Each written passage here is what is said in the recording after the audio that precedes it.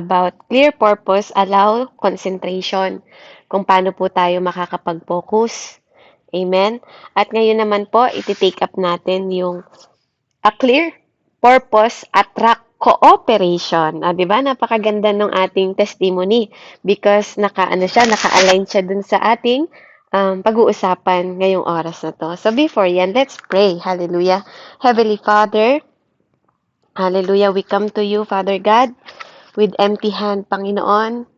Na wala kami, Panginoon Lord, maiaalay sa iyo, kundi ang aming paglilingkod sa mga oras na to, knowing that we are incomplete and you are a complete God, Father God. But thank you, Father God, for choosing us, Father, na maglingkod sa iyo at mag-serve sa iyo, Panginoon. At thank you po sa binibigay mo na puso na willingly, Panginoon, na makapag-serve sa iyo sa bawat panahon at bawat oras. Lord, thank you for your quiet presence, Father, sa mga panahon na we are in rest. Salamat din po sa glorious light of shines, Panginoon, within us. Lord God, you've been teaching us, Panginoon, facing the emptiness inside, Father, at sa lahat po na nangyayari sa amin, anuman ang consequence, anuman ang aming pinagdadaanan na circumstances, Panginoon, at mga test sa buhay, patuloy ka pong nag-field sa amin ng yung fullness, Panginoon, na faithfulness, Ama, at yung joy mo, yung peace mo, yung love mo, Panginoon, yung mercy mo, yung gracious mo, Panginoon Lord. Thank you for the perfect opportunity, Panginoon, na kami ay merong Diyos na nagde-depend sa amin, Panginoon Lord. At salamat po, Father, for preserving us na maging dependent, Ama, sa lahat ng mga ginagawa namin as we go through the day, Lord God. At thank you for continuing walking with us, Panginoon, na andun po yung aming pagtitiwala sa iyo, Lord God. Even, Panginoon, sa bedtime namin, even sa paggising namin, even, Panginoon, sa pagtatrabaho namin, Ama. Lord, all everything is act of worship sa harapan mo. Kaya maraming salamat po, Panginoon, na sinasamahan mo kami, dinadamayan mo kami, Panginoon, kino-comfort mo kami, Ama. Thank you for your bountiful blessing, Panginoon, na pinagkakalob sa bawat isa, Ama. Patuloy niyo po kami, Panginoon, pagkalooban, Ama, sa mga oras na to, hinihingi ko po ang presensya ng banal na Espiritu, na patuloy kang magsalita. Ikaw po ang mahayag, ikaw po ang maluwalhati, ikaw po ang maparangalan, Panginoon, sa aking buhay, Ama. Patuloy mong parangalan ang iyong anak na si Jesucristo sa pamamagitan ng buhay ko, Panginoon, na lahat ng papuri, Ama, ay lagi mong tanggapin, Panginoon. Salamat po sa pagkokontrol mo sa lahat ng bagay, Panginoon, na nagaganap sa mundong ito. Salamat din po na patuloy kang nagliliwanag sa aming mga buhay, Panginoon. Pinupuri at pinasasalamatan ka namin, Ama. Hallelujah. Sa lahat, Panginoon, ng ginagawa mong pagpapala, Panginoon, by your grace, Panginoon, Lord God, lahat kami ay nandito, naglalaan ng oras, Panginoon, Lord, para sa isang Diyos na katulad mo. Wala kang katulad, Panginoon, Lord God. Ikaw ang nag-iisang Panginoon, Ama, na nagmahal bago ka namin minahal at naging faithful bago kami, Panginoon, maging faithful sa iyo, Panginoon. Salamat po for keeping your promises sa bawat isa at salamat sa mga nadinig mong mapasasalamat, Ama. Tanggapin niyo po, Panginoon, ang lahat ng ito sapagkat ikaw, O Diyos, Ama, ang aming sinasamba, niluluwalhati, Panginoon, pinaglilingkuran, Panginoon, at pinasasalamatan sapagkat karapat dapat ka lang. As you said in your word, I am the Lord your God who take hold of your right hand and say to you, do not fear, I will help you. Thank you for being my firm, Panginoon, and my security and my foundation, Father God. Ikaw ang nagbibigay sa amin ng foundation at seguridad, Panginoon, na kami, Panginoon, Lord, ano man ang circumstances, Lord God, hallelujah, lahat ng yun, Panginoon, iti-take away mo from us. Father, we thank you in the mighty name of Jesus, loving name of Jesus, faithfulness name of Jesus, we pray sa ngalan ng Ama, Anak, at Espiritu Santo. Amen and amen. So, praise God po, tayo po'y dumako sa ating a clear purpose of attract cooperation. O, di ba? Naranasan nyo nang ma-attract sa cooperation na nangyari sa atin. Ano po? At nararanasan yung dumadaan po tayo sa mga panahon na talagang kailangan natin ng isa't isa. Amen po ba?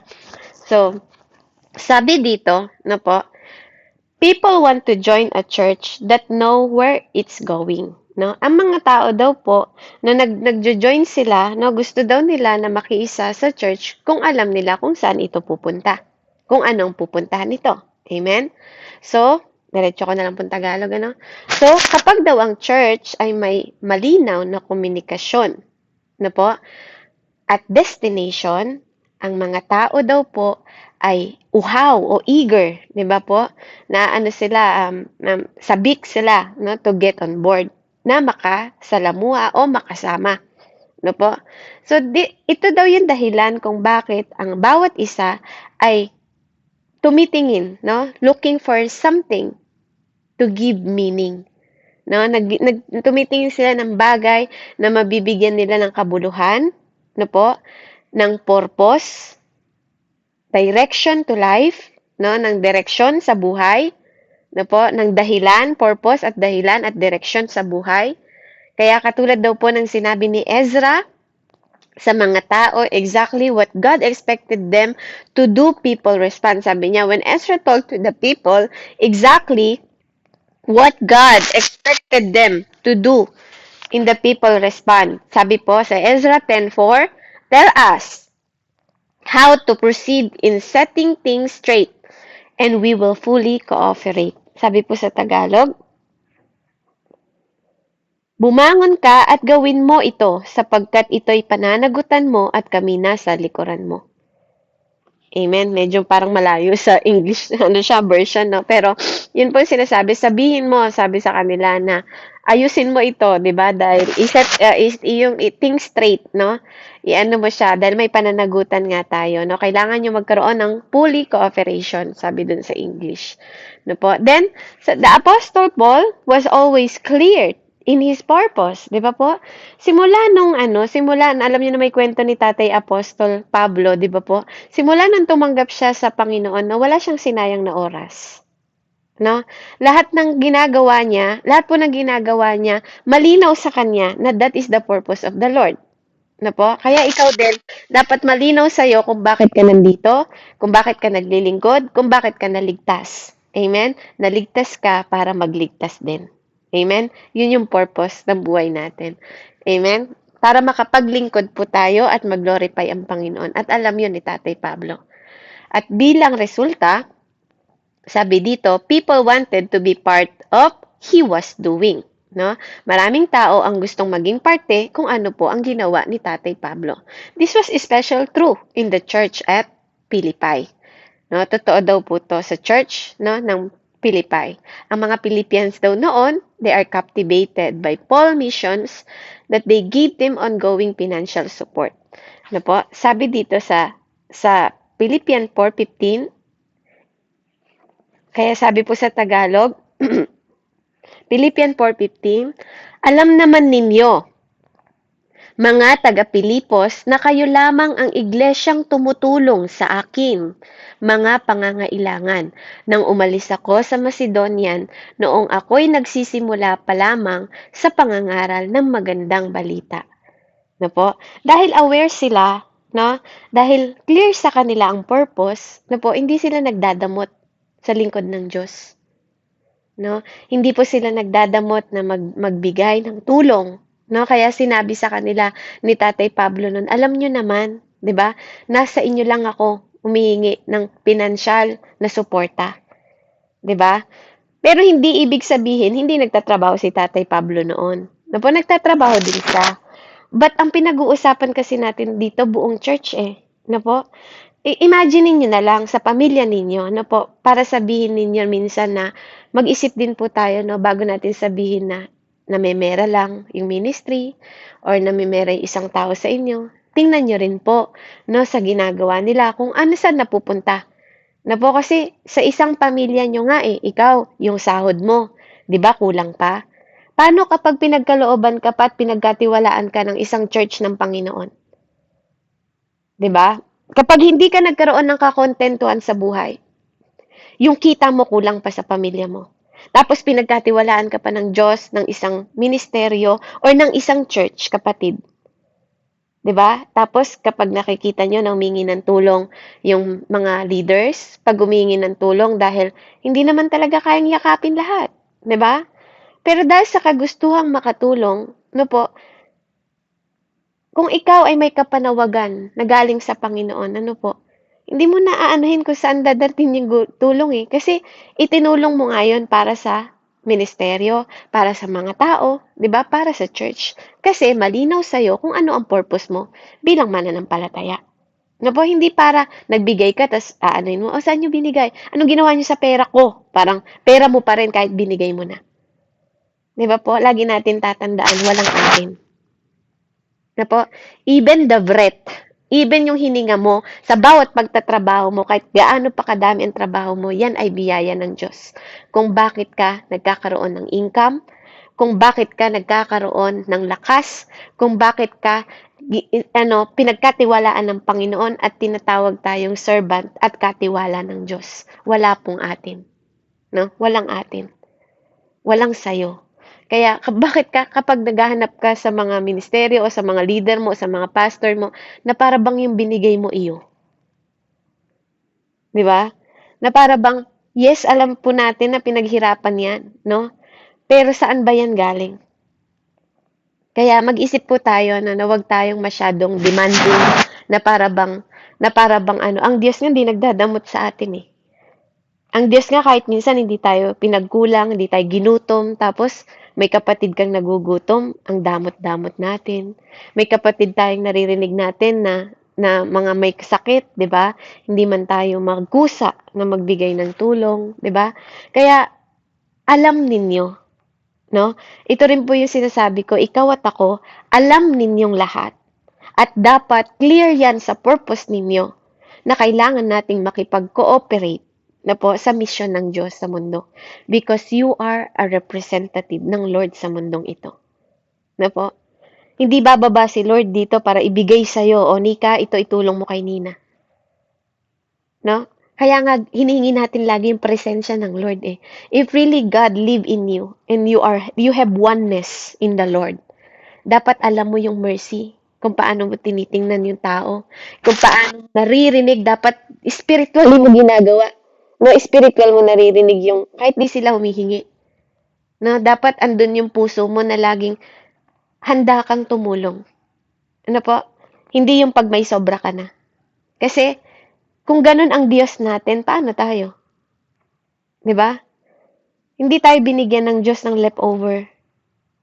Kaya wag mo din itrato yung kapwa mo na magbibigay ka ng leftover. Amen? Kasi kung paano mo tinatrato yung ministry, yung church, at yung kapwa mo, ganun mo din tinatrato si Lord. It is written. Amen? Kung anong tinanim mo, siyang aanihin mo. No? Kung nagbibigay ka ng leftover sa kapwa mo, sa ministry, sa church, ganun din yung mangyari sa'yo. Leftover din yung ibibigay ni Lord. Sabi nga ni Lord, di ba? Kung paano kang umusig sa kapwa mo, ganun ka ding uusigin. 'Di ba? Kung paano kang kung paano ka nagsasalita sa kapwa mo, ganun ka rin, 'di ba? Ganun din ang babalik sa iyo. Amen. Kaya maging clear po sa atin yung ating purpose. Ano po? Dito sa mundong ito kung paano tayo tinawag. Hindi lang tayo tinawag para maglingkod. Kasama po sa paglilingkod pati bulsa, believe it or not. Ano po? Believe it or not. It is part of our purpose at dapat maging clear sa inyo 'yon. Amen? Hindi humihingi ang Diyos sa inyo. Sabi nga ng Lord dalhin mo sa akin. 'Di ba? Wala siyang hiningi sa'yo kasi alam niyang kanya 'yon. Kaya inuutusan ka niya. Bring, sabi niya. It is command, parang yung go and make disciple. Command 'yun bring your tithes, 'di ba? And love offering. It is a command, na po. Kaya if you want your member to get excited about the church activity, support it and generously give to it, you must vividly explain upfront exactly where the church is headed. No? Kaya andito po ako ngayon sa harapan ninyo, no? Katulad po kung paano po ang purpose nila tatay sa kanilang church, sila Pastor Ricky Warren. We are the same church. No, we are the same. Maliit man na fellowship to, malaking fellowship to, we are part of the purpose, no? Even noon sa buhay nila Tatay Pablo, ganun din po 'yung ginagawa nila. No, hindi sila nagtagumpay. Even the Old Testament, ginagamit din ng Lord, no? Kapag nakasakop sila Tatay David, yung mga kayamanan nun, sinasamsam nila. Sila Solomon, sinasamsam nila para magamit, di ba? Sa kaharian ng Panginoon, sa templo ng Diyos, di ba? Even before, di ba? Sabi nga sa Ecclesiastes, kung anong nangyari noon, mangyayari pa rin ngayon at mangyayari pa rin. Diba? Kaya kung ano po ang pagtutulungan nila ngayon noon at nagbibigay sila or pinagkakalooban sila ng different way ng miracle ng Panginoon, ganun din ngayon. Kailangan that is vividly explained up in front. Exactly. Kaya nandito ako, prangka po ako nagsasabi sa inyo. Ang paglilingkod po kasama ang bulsa. Frankly, na po, at huwag kang sumbat ng sumbat bilang mananampalataya kung anong kaya mong ibigay sa Panginoon. Amen? Dahil yan ay sa Diyos. Di ba po? Yan ay sa Diyos. Walang atin. Kung ano man nabigay mo noon, di ba? Kung ano man yung pinaano mo noon, di ba? Isipin mo na binigay mo yan sa Panginoon at hindi sa tao. Di ba? Yung mindset natin, baguhin natin. Vividly, pag sinabing vividly, malinaw. Malinaw yun dapat sa'yo. Hindi na dapat pinapaliwanag. No po? Pero minsan, kasi tayo, no, gusto natin ng clear. 'Di ba? Gusto natin ng to see is to believe. Gusto natin ng malinaw na paliwanag kung saan mapupunta to, saan ang pondong ito, kahit sa mga trabaho, kahit sa pamilya, 'di ba? Ina-explain natin. Amen?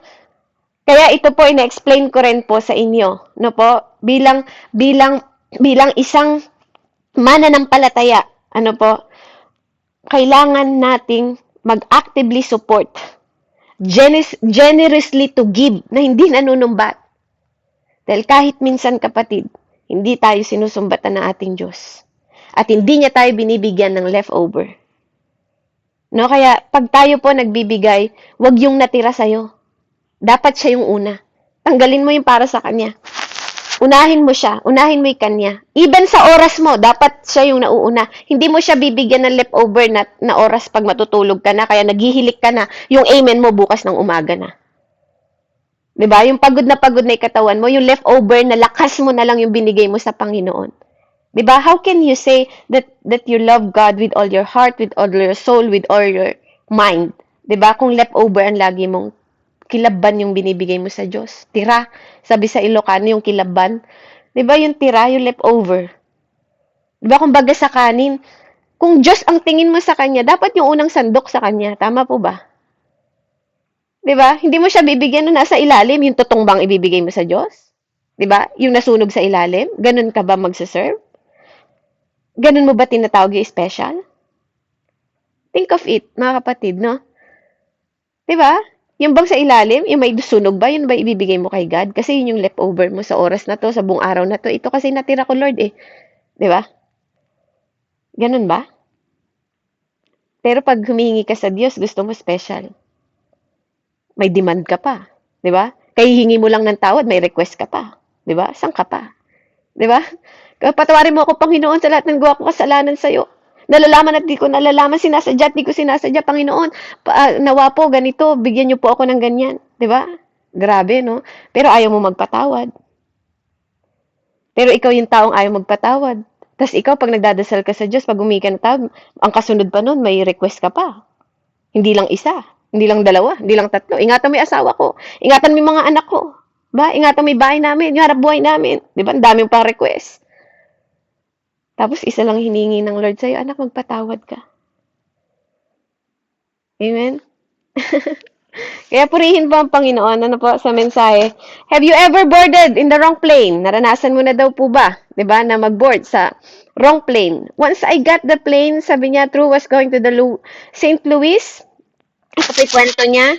No, instead daw na mag-headed siya ng Kansas City, nagkaroon siya ng wrong boarding. No po, nagkamali siya ng sakay.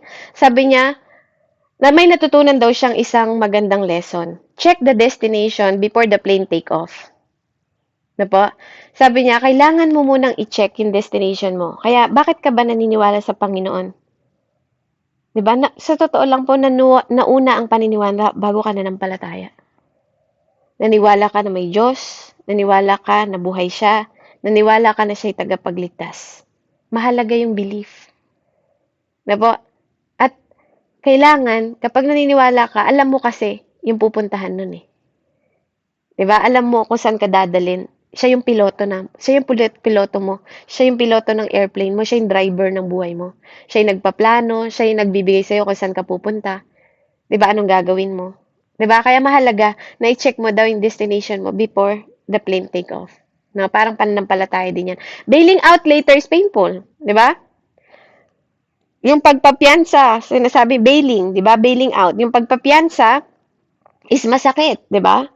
Kaya ikaw, pag gagawa, ibig sabihin dito, may malalim na ano to dito si tatay na kapag gagawa ka ng isang bagay, siguraduhin mo na alam mo ang pupuntahan mo in future.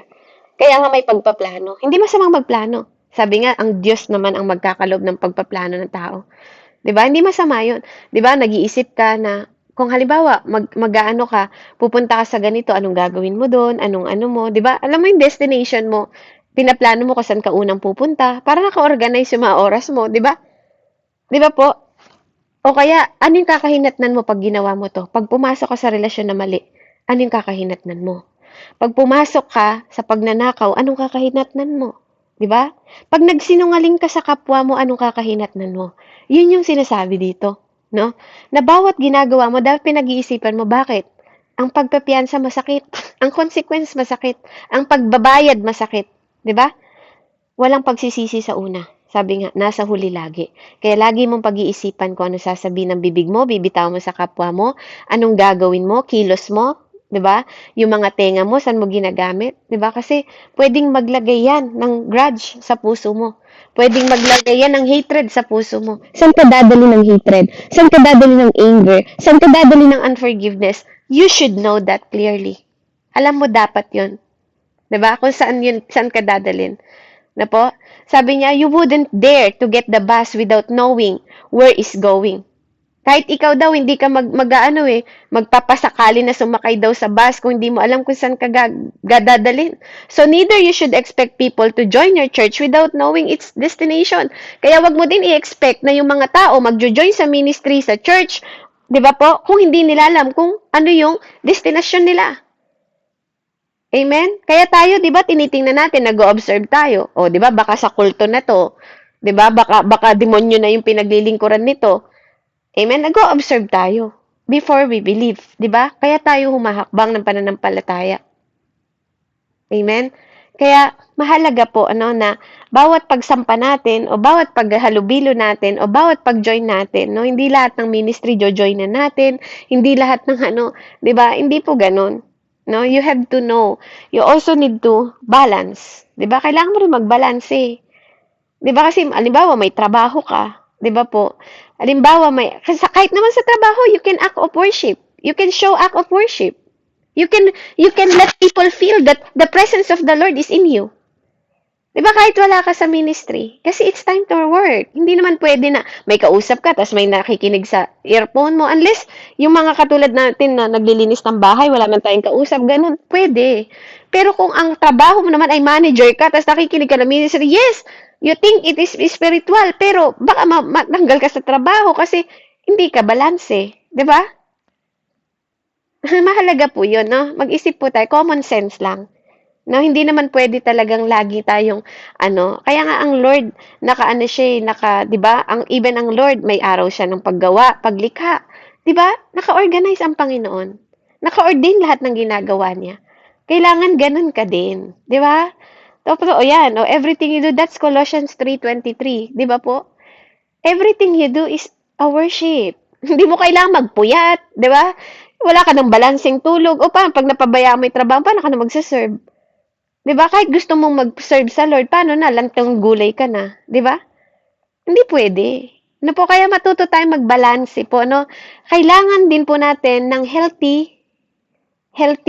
ang tawag dito, healthy living.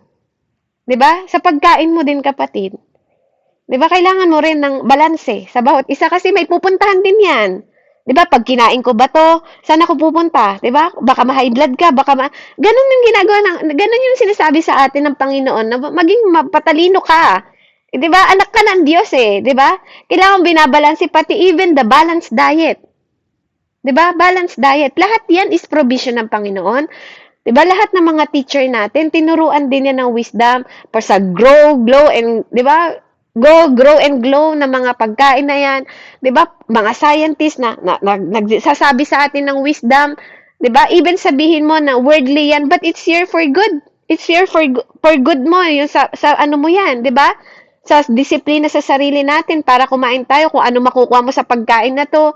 Yes, masarap nga, pero ang tanong, baka ma-high blood ka na diyan, baka ano ka ng cholesterol, baka yung sugar mo naman sobrang takaw mo na, 'di ba? Kaya kapag kakasala din ang, 'di ba? Katakawan that is written. Amen? Kapag hindi tayo nagkakaroon ng disiplinadong buhay. Kasi the fruit of the Holy Spirit have self-control, mga kapatid. Kaya wag niyo sasabihin sa akin na hindi ko kasi mapigilan. Kung ang self-control ang wala sa atin, nasa ng Espiritu Santo, hindi pwedeng mahiwalay ang self-control. Kung ang bibig mo naman ang problema mo ng kapagsasalita sa kapwa mo, di ba? Asa ng self-control?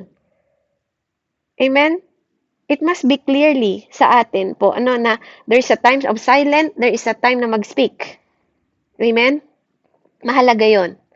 Mahalaga po yun, no? Kaya matuto po tayo na kailan ka dapat magsalita, kailan mo dapat sabihin to, it is applicable ba sa pinag-uusapan kung magsasalita ka ng ganito, 'di ba? I-align mo rin. I-align din natin po yung ating ginagawa, kung saan tayo pumapasok, kung saan tayo lumalabas, 'di ba?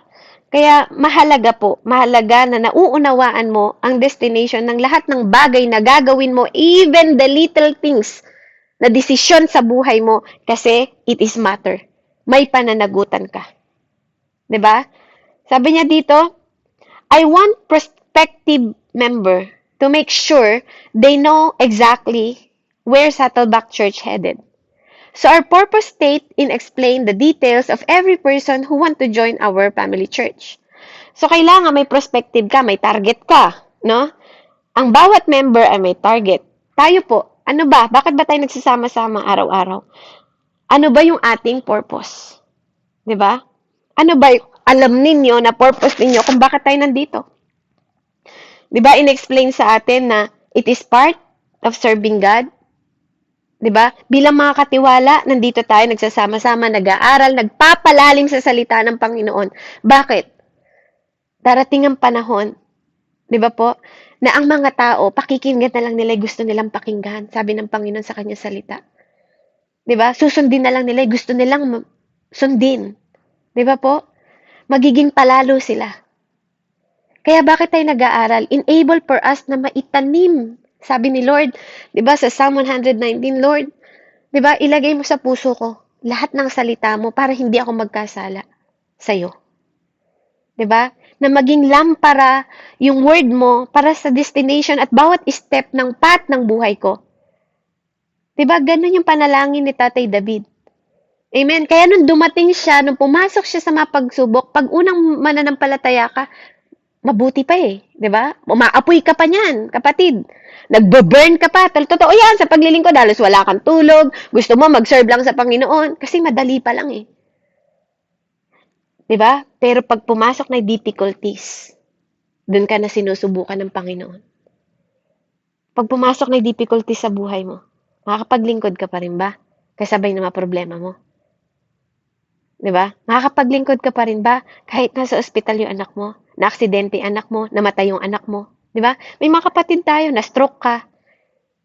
Amen? May cancer ka. Paano yung mga ganitong difficulties? Are you choosing?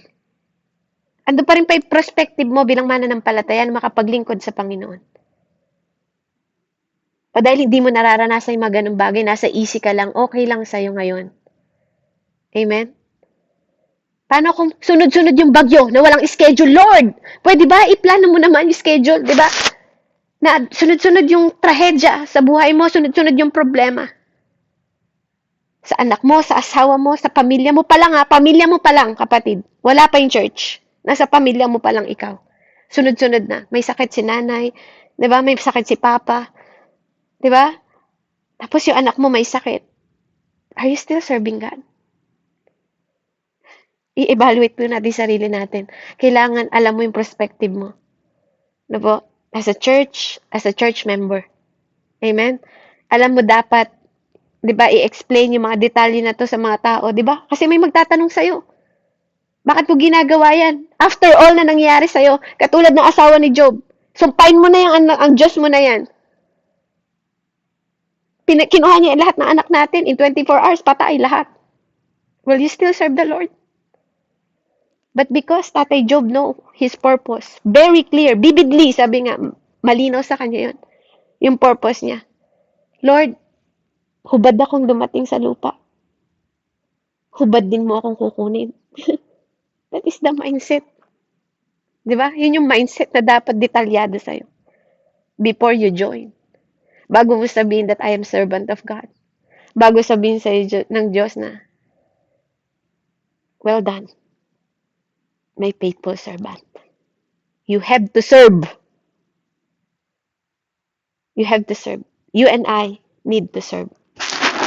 Sa covenant, na po, included po yung covenant mo sa Panginoon. Commitment mo at support sa purpose. Amen? Sabi po sa Proverbs 11:27, kung mabuti ang hangarin, ikaw ay igagalang. Kapag humanap ng gulo, iyon ay masusumpungan. Amen? If your goal are good, you will be respected. Diba po? Kaya tell to people, sabi niya dito, upfront, where your church headed. Sabihin mo sa mga tao kung saan ang ministeryo mo, kung saan ang church na to, saan mapupunta. Diba? Para it will attract them. Ano po? We're doing this, ano po, sa glory to God. Sa glory to God pa lang po, makikita ninyo why we do this. It is for glory. For the glory of God. Not for the glory of Pastor Randy, not for the glory of Sis Beb, not for the glory of Sis Nika, not for the glory of everyone. It is for the glory of God. Sa prayer warrior, bakit may prayer warrior? Amen? Andun yung ating pasasalamat. Only for the Lord. Diba kaya nga lagi nakalagay doon, of God. Huwag niyong kakalimutan. Sa mga banner, lagi ko sinasabi, of God. Sabihin niyo of God, ministry of God, because I don't have ministry. I'm just a steward. We are just a steward. We just serve. We just serve. We're just serving God. Diba? At ang purpose nun is for His glory. Amen? O daily devotion, bakit? Para magpalalim tayo.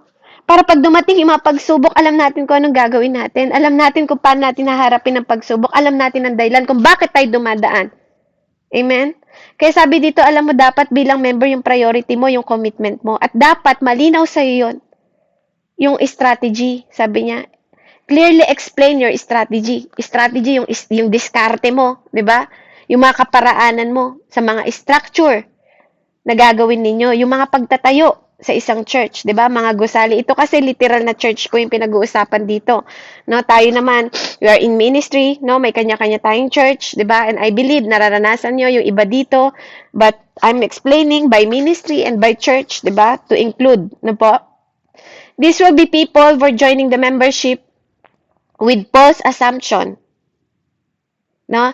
Kasi maraming mga miyembro sa ministry, sa church, ang may mga hinala. Maraming duda. Di ba? Maraming duda sa mga lingkod ng Diyos. Maraming duda sa kanilang mga binibigay. Di ba? Kaya kailangan, na po, i-keep mo yung people, na po, at sinasabi mo sa kanila yung clear explanation kung anong strategy mo, diskarte mo, structure mo. Sometimes nga, kahit ine-explain mo pa, duda pa rin sila eh. Bakit? Because of their experience. Diba? Yung mga naranasan nila sa dati nilang mga pinasukan na ministry, binabalik nila dito. Parang tinitingnan ka din nila kung paano ka. Kasi ganito yung pinasok ko dati, hindi na sila makalimot sa nangyari sa kanila before. Maybe may naranasan kayo na dati sa church ninyo, ganyan. But not everyone is like that. Diba? Kung wala kayong tiwala sa mga leaders, kung wala kayong tiwala sa mga pastor, magtiwala kayo sa Diyos. Diba? Magtiwala naman kayo sa Diyos. Na nilagay sila dyan, di ba? Pinagkatiwalaan sila ng Panginoon, tapos ikaw hindi ka magtitiwala. Kung may gawin man sila, o may gawin kami, di ba? Na hindi maganda sa mata ng Diyos, pananagutan po namin yun. Hindi kami makakaligtas sa consequence ng Panginoon. Pero ikaw, na nawalan ka ng tiwala sa ibang ministry, hindi pwedeng lagi ka walang tiwala because love have trust. Love is trust. Di ba?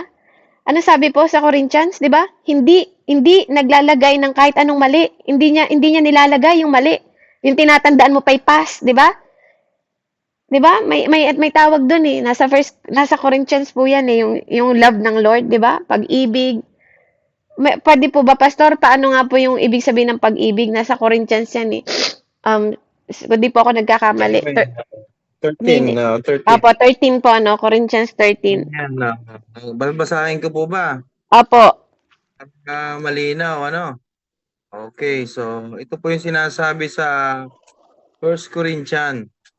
No? Ang pag-ibig ay matiyaga at magandang loob, hindi nananaghili, nagmamapuri, o nagmamataas. Hindi magaspang ang pag-uugali, hindi makasarili, hindi magagalitin, o mapagtanim sa kapwa. Hindi nito ikinatutuwa ang gawang masama, ngunit ikinagagalak ang katotohanan. Ang pag-ibig ay mapagbata, mapagtiwala, puno ng pag-asa, at nagtataga hanggang wakas. Yan. Praise Hanggang the Lord. verse 3 and 7 yon. Amen. Hanggang 4. wakas. Amen. Di ba po? Amen. Hanggang wakas, kapatid. No, hindi po lagi kang may hinala kasi nagtitiwala ang pag-ibig. Kasi yun din yung pag-ibig na binigay sa iyo ng Diyos at pag-ibig na binigay sa akin ng Panginoon because God is love. 'Di ba? Hindi nga niya nagpuput ng record sa iyo eh kapag humingi ka ng tawad eh. Pero ikaw hindi ka makalimot sa ginawa sa iyo ng ibang tao. 'Di ba? Kahit taon nang nakalipas, hindi ka pa rin nakaka-move on. 'Di ba? Sa maling hinala mo, di ka na magtiwala sa ibang tao kasi yung mga naranasan mo. Bakit, kapatid? Ikaw ba wala kang ginawa sa Diyos? Ikaw ba hindi ka nakapanira ng kapwa mo? 'Di ba? I-analyze po natin, no? Tingnan natin yung buhay natin. Ikaw ba hindi ka kahit minsan, 'di ba? Hindi ka ba nandaya sa Diyos? Are you sure na yung sinusweldo mo binibigay mo yung sapat para sa Panginoon tapos yung mga nandaya sa hindi mo nakalimutan? Ganun ka ba talaga katapat sa Panginoon para hindi ka magpatawad? Bakit mo inaalaw yung sarili mo na lagi kang may hinala sa kapwa mo? 'Di ba? Kung wala kang tiwala sa asawa mo, ba't di ka magtiwala sa Diyos? Na God is in control. Na babaguhin niya asawa mo, babaguhin niya kaibigan mo, babaguhin niya kapwa mo church, babaguhin niya pastor mo. 'Di ba kasi obeying them, yung leader mo, 'di ba? Kapag sinunod mo sila, 'di ba? You're obeying God. 'Di ba? Kung alam mong may mali sa inaano nila, di wag mo sundin yung mali. 'Di ba? Kasi kanya-kanya tayo ng isip, kaya nga nilagay isip sa taas eh. 'Di ba? Binibigyan tayo ng kanya-kanyang wisdom. 'Di ba po? Kaya wag tayong masyadong mapanghinala. Ano po? Kasi lahat ng ito, you're doing it because you have commitment to the Lord and malinaw yun sa'yo. Amen? If you allow people to become member of your church without their understanding and purpose, you're asking for trouble. Pag di mo pa niliwanag daw sa kanila, naghahanap ka ng gulo. Sa mga bagong member daw po, especially yung mga nag-transfer no po, ng mga churches, often they have personal agendas. This is what we talk about. 'Di ba? May personal agenda sila. 'Di ba? Yung iba po may preconception or tinatawag na may mga idea about the church unless you deal them in front of forthright manners. Pag sinabing forthright manners, ito yung tahasan. Unless magkakaroon ka ng lakas na loob na tahasan mo i-explain sa kanila. Kasi yun yung kailangan nilang marinig. May mga matatapang na katatransfer lang, kapapasok sa ministry, di ba? Mapaghayag sila ng salita, di ba? Ng mga naranasan nila, personal nilang agenda, katulad ng sinasabi ko. This issue will eventually cause problem and conflict. Meron din po tayong kakaharapin na problema sa mga ganitong klaseng tao at conflict. Di ba? People who transfer their membership to the church carry cultural baggage. May mga sarili silang baggage na tradisyon nila, na nakasanayan na nila from their previous church, sa mga dati nilang church. At ito daw po, di ba po, ay may certain expectation. Na may matibay na expectation. Certain, stable. No, certain expectation. Your church has no intention to fulfilling. Na hindi naman yun, yung purpose ng church ninyo. Hindi naman yun yung destination ng church ninyo. Hindi naman yun yung fulfilling ng church ninyo. Lagi nilang kinukumpara kasi dun sila galing. sa dating church nila. Ang katotohanan, sabi niya, become evident to the clearly days of Saddlebacks even before started the public worship. Nung nagsimula daw po sila, ang Saddlebacks, meron daw pong isang men no, nasa home Bible study nila, sa group nila, na naki-join daw po, no? At alam na alam niya yung malalaking kwento ng tungkol sa church, sa kanilang area, dahil 12 years siyang nandun. So, every time daw na nag-i-start sila ng plan, he says, sabi niya, now, at my old church, they did like this. No? Lagi niya kinukumpara yung kanilang old church. This become the recurring refrain. Paulit-ulit niya tong ginagawa, sabi po ni Tatay Pastor Ricky Warren. So after noon, 8 weeks ago, di ba, hindi na nakatiis si Pastor Tatay Warren. I finally said, you know what? Sabi ni Pastor sa kanya, alam mo, sabi niya, if you want just like your old church, sabi niya gano'n, why don't you go back there? Di ba? Kung lagi mong kinukumpara itong church namin, sabi niya, sa old church mo, ba't hindi ka bumalik doon? Di ba? Ang sakit. Di ba?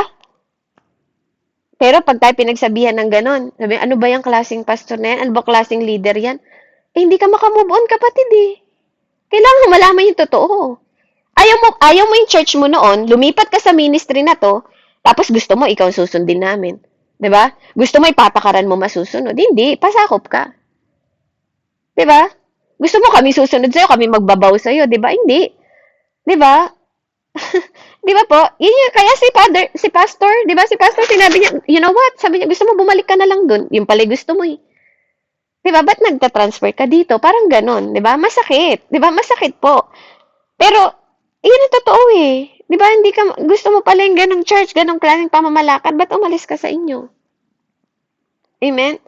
Kaya, magpasakop po tayo, no? Tingnan muna natin. Hindi yung, dahil may alam ka, dahil matagal ka na doon sa gusto mo, yung old na ninyo, ba't nga hindi lumago? 'Di ba? Ba't di sila lumago? Ba't walang nagstay? Ba't yung mga tao na nag-backslide pa rin? Hindi mahalaga kung marami o hindi tayo. Ang mahalaga, patuloy tayo sumusunod. Totoo yung pagtatanim, totoo yung nagiging bunga natin sa paglilingkod sa Diyos. Amen? Nagko-cooperate tayo sa church, makinig tayo sa panuntunan nila, no? Bawat ministry, no, may rules and regulation. Papasok ka sa school, may rules and regulation, 'di ba? Kahit wala ka sa spiritual ministry, pumasok ka sa trabaho mo, for sure, may rules and regulation, tama? Pumasok ka sa factory, for sure, may rules and regulation. Do you think the ministry in spiritual, 'di ba, walang rules and regulation? Learn to serve. Hindi yung gusto mo ikaw ang pag-serve namin. Amen? 'Di ba? Learn to serve. Kaya sabi niya, yun po yung sinabi niya, no? Kaya yun is naging sabi niya, this become his recurring refrain. Tapos, dahil paulit-ulit niya sinasabi yun ang sinabi ni tatay sa kanya. 'Di ba? Na, sige po, ba't di ka na lang bumalik doon? Sabi niya, it's only 13 miles up the road. Oh. Kaya niya nasabi yun kasi 13 miles lang sa road. He took my advice, 'di ba? And left with his family of 5. 'Di ba? Tinanggap niya daw po yung advice ni tatay, bumalik siya doon, 'di ba? That was 30% of our fellowship at that time. And he was a tither. Masakit yun kay tatay kasi tither din daw siya, po. Tapos 5 silang nawala na miyembro ng pamilya. At this time, his action shocked me. Sabi niya, but now, I look back on the situation and believe it was one of the crucial decisions that determined the destiny of Saddleback Church. Pero, ito daw po ay isang naging sitwasyon para paniwalaan niya na ang mga desisyon na to na ginawa niya, even masakit po yun sa kanya, nasasaktan din syempre yung income ng church, 'di ba? Kasi nakakatulong yun. Aminin natin, any cent, any halaga na binibigay natin, nakakatulong po yan sa ibang tao for the glory of God. Kasi maraming tao nagpapasalamat sa Diyos. Sabi niya, if I had listened to that fellow, kung nakinig daw siya dun sa tao na yon, yung Saddleback daw po hindi mag-e-ended, meron silang, sabi niya dito, Saddleback would have ended just being clone of the other church. Pag tinawag na clone po, gaya-gaya. Hindi ka clone. Kaya nga sinasabi sa atin ng Lord, hindi tayo clone, hindi tayo robot. Hindi tayo hindi tayo sunod-sunuran ganon o kaya gaya-gaya. No, yung clone kasi ginagaya mo yung ganitong ministry, ginagaya mo yung ganung church, 'di ba? Kaya sabi niya, our future would be returned in very differently. Naging mas different sila. Na different way nila. I also learned two important lessons about leadership. First, you cannot let winner set the agenda for their church. No? Winner pala, sorry. Hindi po winner. You cannot let, ito po yung unang learning niya, no? You cannot let winner set the agenda for the church. Yung mga reklamador. Yung reklamo ng reklamo, no? Wag mo daw po, no? Wag niyo daw pong wag niyo daw pong you cannot let them. No, hindi ka dapat nilang pangunahan. Yung mga reklamador natuturuan ka, didiktahan ka, 'di ba? Ng mga agenda nila sa church. No, pakinggan mo sila. Yes, tama 'yun, pakinggan natin sa ministry, anong problema, anong ganito, 'di ba? Pero don't let them na magdesisyon para sa church or para sa ministry na hinahawakan mo. No, wag mo daw silang iaalaw. Kasi you know better eh. 'Di ba? Ikaw alam mo sa sarili mo pag ikaw nilalaga ng Diyos diyan, alam mo kung anong mabuti at masama na pwedeng idulot ng ginagawa niya. Kung tayo gaya-gaya, 'di ba? Kung ginagaya natin yung mga kaya nga sabi po even sa pagpi-preach, 'di ba? Mag-ingat kayo sa pinapanood ninyo sa YouTube.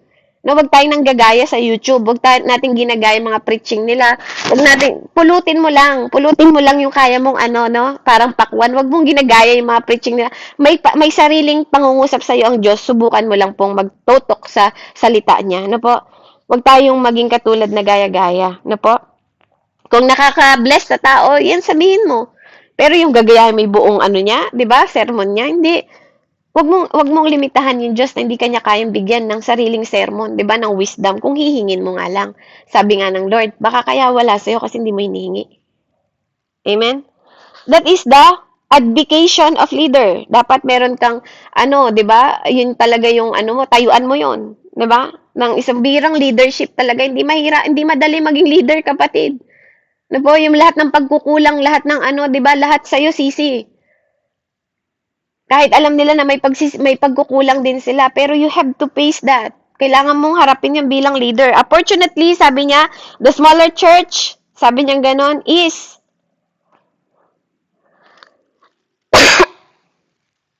ayan, sabi niya, unfortunately, the smallest church in more influence, more negatively, member has. Kaya yung maliliit daw po na church, more influence. Na po, more influence. Sabi niya nga dito yung mga leader daw po, pag sinabing abdication of leadership, ito yung pagbibitaw. Ito yung pagbibitaw ng tungkulin sa leadership o mag-resign ka. No, kasi kung hindi nagiging dahilan nito kapag maraming mga reklamador, nakakakita sila ng mga butas sa iyo pag hindi mo yung kayang tayuan hanggang ikaw na ang mapapasuko nila. 'Di ba? Kaya kailangan sa maliliit na churches po more influence the most negative member has. No, yung maliliit daw po na nagsisimulang mas marami dito sa umpisa yung mga negative. Katulad ng naranasan, no po? Naranasan po naranasan ng Saddleback, no? Kung kailan tayo konti, marami tayong naririnig na reklamo si ganito, napansin mo ba si ganito, napansin mo sa ganyan, 'di ba? Bilang leader, marami kang maririnig na ganun, no? Pero kung ikaw nga, sabi nga dun sa abdication, 'di ba? Pwede itong maging dahilan mo para magbitiw ka sa tungkulin mo kasi frustrated ka eh. 'Di ba? Dahil walang cooperation yung mga kamember mo. Amen? Pag hindi malinaw sa kanila yung purpose kung bakit natin to ginagawa, bakit kailangan mong gawin to, bakit kailangan mo maglaan ng oras para dito, 'di ba? Ikaw ang mapoprostrated bilang leader kasi hindi mo kayang gawin lahat. Aminin natin, tayo mga leader, we need someone. Kailangan natin ng armor bearer, kailangan natin ng mga kasama. Even sa church, ang pastor, hindi siya pwedeng maging usherette, hindi siya pwedeng maging, 'di ba? Maging tagapag-awit, taga-worshipper, tapos magre-sermon pa siya. Paano na po siya? 'Di ba? We need each other. No, na meron tayong pagkakaisa. Kaya kailangan we influence other people na makita sa iyo na kahit gaano ka busy, andun yung paglalaan mo sa Panginoon. Ano po? Na ito, sabi niya, itong experience na to ang nagturo sa kanya ng best time to discover anyone conflict with the church. Na po? Philosophy of ministry before they join. Ito yung nagbigay sa kanya po ng mga para ma-discover niya, para makita niya No, kayo nakikita niyo din, kaya alam niyo po, sabi ko nga, nag-usap nga kami nung isang kapatid, no, si Moises, isang magaling na leader, no, pero hindi siya nakatarating sa promised land. Meron siyang Joshua na, 'di ba po, na successor. Amen. Si si Tatay Saul, 'di ba? Siya ang first king, pero may successor na David. Amen, na anointed, 'di ba? Anointed din si Tatay Saul, pero mas nagtagumpay si Tatay David. Amen? Successor ni Saul, isang servant dati, isang nagbabantay ng tupa. Na sa discipleship may leader ka.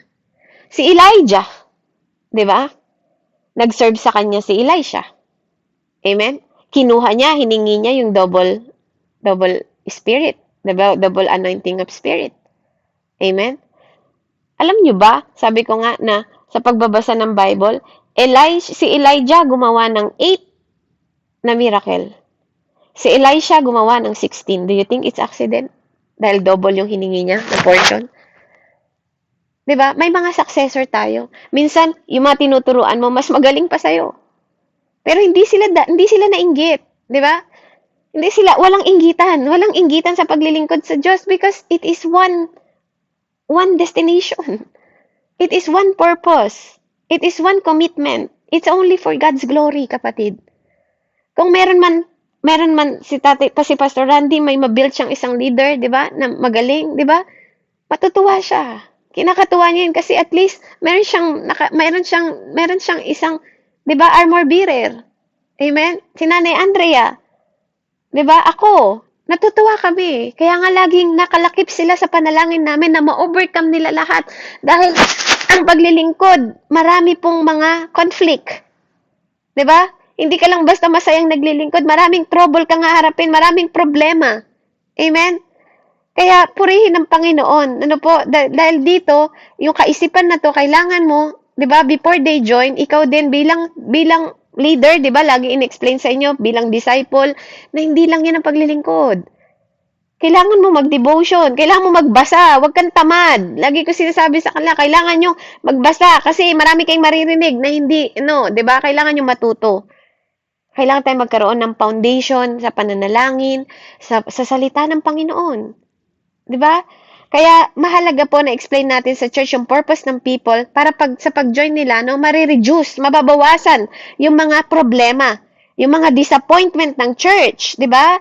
Sa mga tao at marirealize nila na bago sila mag-join sa isang church, 'di ba? Because of the philosophy, yung pag-iisip, na po, or personal taste, o yung kanilang kagustuhan, personal na kagustuhan lang. Hindi pwedeng laging personal na kagustuhan natin because it's not our plan, it's God's plan. It's not our way, it's God's way. It's not our will, it's God's will. Amen? His thought is higher than our thought. His mind is higher than our mind. His way is higher than our way. Amen? Kasangkapan lang tayo. Kaya bilang mga leaders, kailangan may pag-iisip tayo na clear sa atin na dapat nating isabuhay. Hindi sariling kagustuhan natin tong lahat ng ito. Hindi mo sariling kagustuhan yung magbasa ka ng Bible, maging malalim ka sa salita, 'di ba? It is decision. Decision 'yun. At the Holy Spirit ang nag-aano sa iyo na anak, kailangan mo mag-pounded ng Bible kasi next time wala nang Bible. Paano na? Wala ka nang babasahin? Wala bang naikintal sa puso mo para hindi ka magkasala sa akin, anak? Wala ba akong tinuro sa'yo na path mo to your way, 'di ba? Para maging lampara mo ako, 'di ba? Sinabi ko sa'yo na I will never leave you nor forsake you. Na hindi kita pababayaan. Wherever you go, I am your Emmanuel. I am your provider. I am your healer. 'Di ba? Natatandaan mo yung lahat ng mga salita na 'yon, 'di ba? Kasi yun yung naka-attract sa'yo eh. 'Di ba? Para maki-operate ka sa relasyon mo una sa Diyos. This is the purpose, to attract cooperation. First, yung relation mo sa Diyos. Dapat malinaw sa'yo. Yung meaning, yung purpose, and direction ng buhay mo.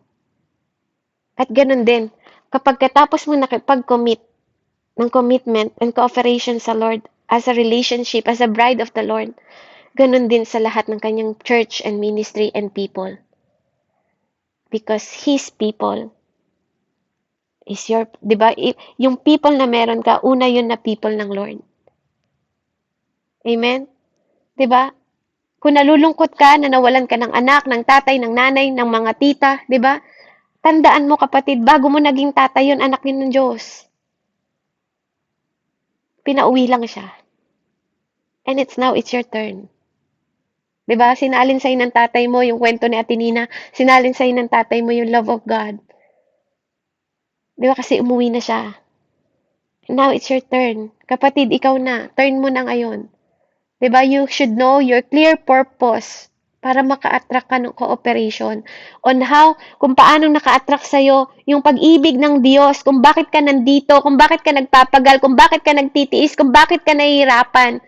It's all for the glory of God. It's not about you anymore. It's all about Jesus.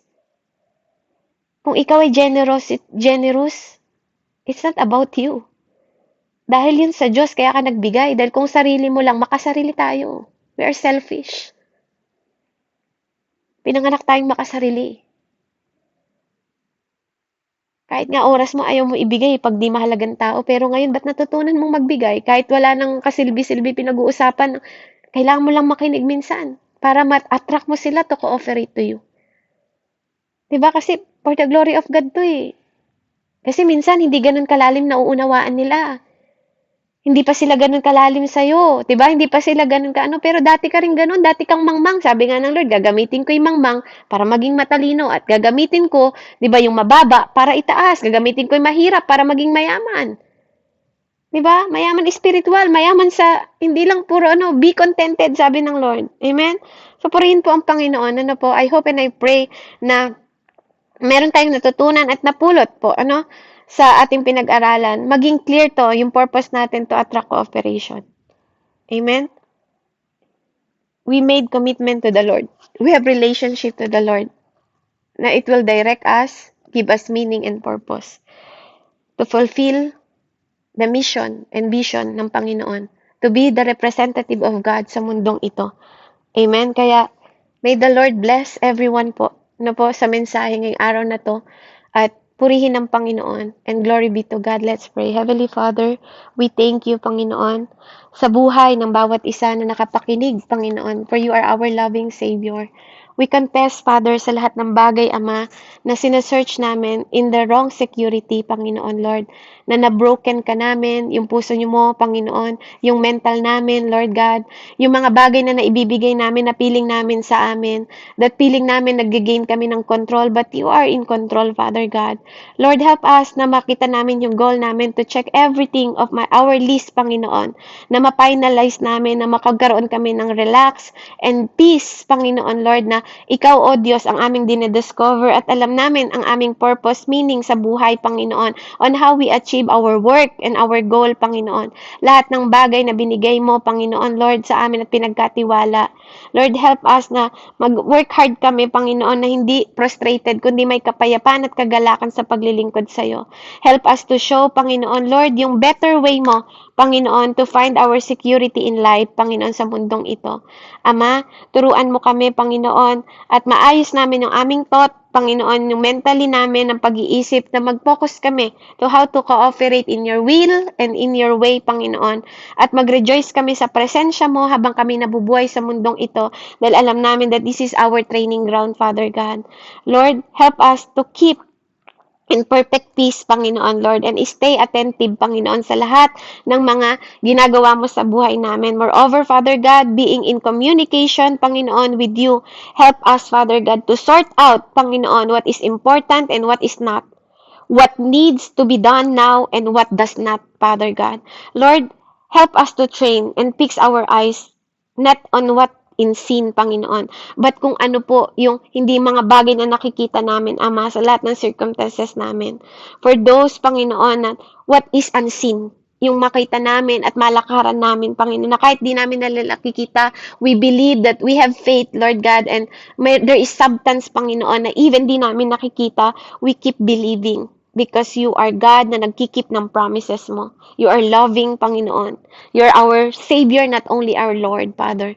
Kaya purihin ang Panginoon sa buhay ng bawat isa. Maraming salamat po, Ama. Salamat po sa presensya mo. Salamat po sa iyong pangalan. Thank you for eternal life, Panginoon, kung bakit kami nagpapatuloy at patuloy nawa hanggang wakas, Panginoon. No one can snatch us, Panginoon, sa iyong mga kamay. And let us listen to your voice. And we know, Father God, na nakapalo kami sa will at way mo. Father, we thank you. In the mighty name of Jesus, I pray sa ngalan ng Ama, Anak, at Espiritu Santo. Amen and amen. Glory to God po and God bless po sa bawat isa. Purihin ng Panginoon. Hallelujah. Palakpakan natin ng Lord sa buhay ng ating kapatid, ano? So,